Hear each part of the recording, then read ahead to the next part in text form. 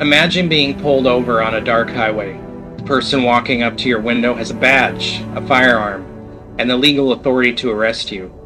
But they're not a citizen of the United States, not someone who has taken the oath of citizenship, not someone whose permanent allegiance is legally tied to this country.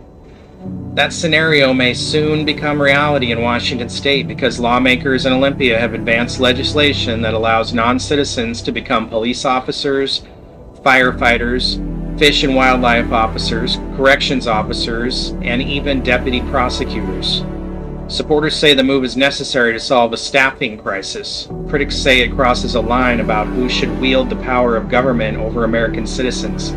Tonight we're breaking down the bill, the arguments behind it, and what it could mean for public safety across the West Coast. From Seattle to Los Angeles, this is Left Coast News. No apologies, just the truth.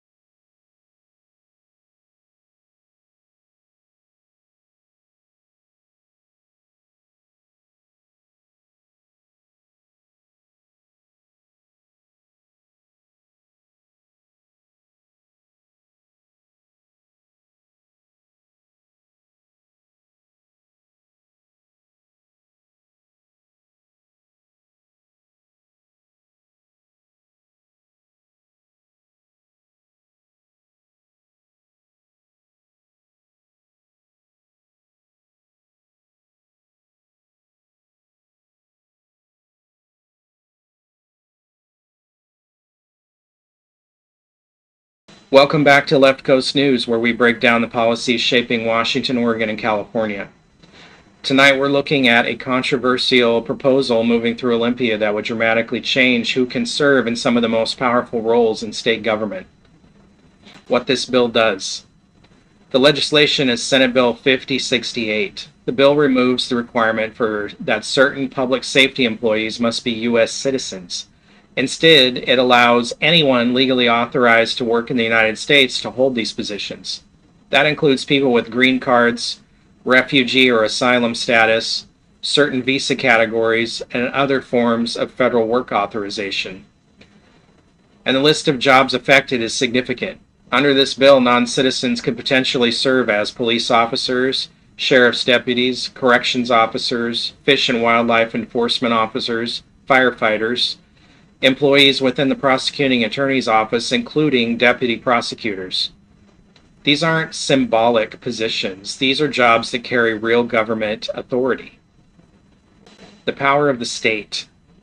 Law enforcement officers wield some of the most serious authority a government can exercise. They can detain you, search you, use force against you, and take away your freedom. That authority has traditionally been tied to citizenship and allegiance to the United States. The reasoning has always been simple. Police officers are enforcing the laws of the nation and the Constitution. Critics of this bill argue that those powers should remain in the hands of people who have formally committed themselves to the country through citizenship.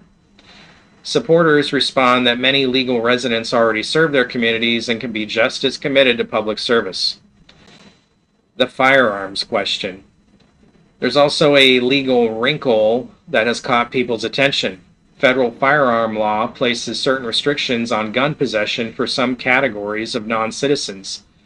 Yet police officers must carry firearms as part of their job.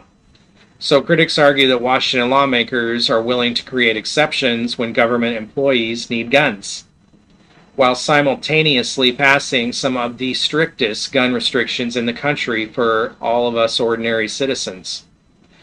That contradiction has fueled criticism from the Second Amendment advocates and constitutional conservatives across the state. Why supporters say it's necessary. Supporters of this bill say the change is about recruitment and staffing shortages. We all know that ain't true. Law enforcement agencies across Washington have struggled to hire enough officers. This is true. According to national policing groups, the United States has seen tens of thousands of officers leave the profession since 2020. Remember COVID? Departments everywhere are trying to refill those ranks. Supporters say expanding eligibility simply allows departments to consider qualified applicants who are already living and working legally in the country. What happens when staffing collapses? To understand the pressure agencies are under, look at what's happening right now in Los Angeles County. The Los Angeles County Sheriff's Department is facing such severe staffing shortages that it has suspended normal work limits. Deputies are now allowed to work up to 12 consecutive days without a day off. The department openly acknowledges that massive overtime is required just to maintain basic operations. And that raises serious questions for public safety. This isn't an isolated problem for LA County either. We're seeing issues like this all across the left coast, especially in the big, deep blue cities. Law enforcement types don't want to work for these cities because of the way they treat law enforcement, the way criminals get a revolving door. You've got fatigue, burnout, and exhaustion also causing these staffing shortages. When officers are forced into nonstop overtime, mistakes become more likely. Reaction times slow. Judgment suffers. And those officers are still expected to respond to violent calls, high-speed pursuits, and life and death decisions. The bigger policy question.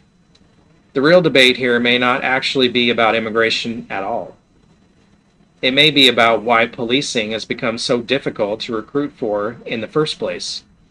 Many officers say the profession has become harder because of political hostility toward police, increasing legal liability, declining morale, and intense public scrutiny. Critics of the Washington bill argue that instead of fixing those problems, lawmakers are simply expanding the hiring pool. Washington lawmakers actually tried to pass a sort of companion bill to this one last year that would have allowed non-English speaking people to hold these positions. Imagine that, being pulled over and you need a translator. You need a translator. Is this clown world? Public trust. Policing relies heavily on public trust. If the public begins questioning who holds the authority to enforce laws, that trust can erode quickly. Supporters say legal residents can still build that trust. Critics say the authority of the state should remain tied directly to citizenship.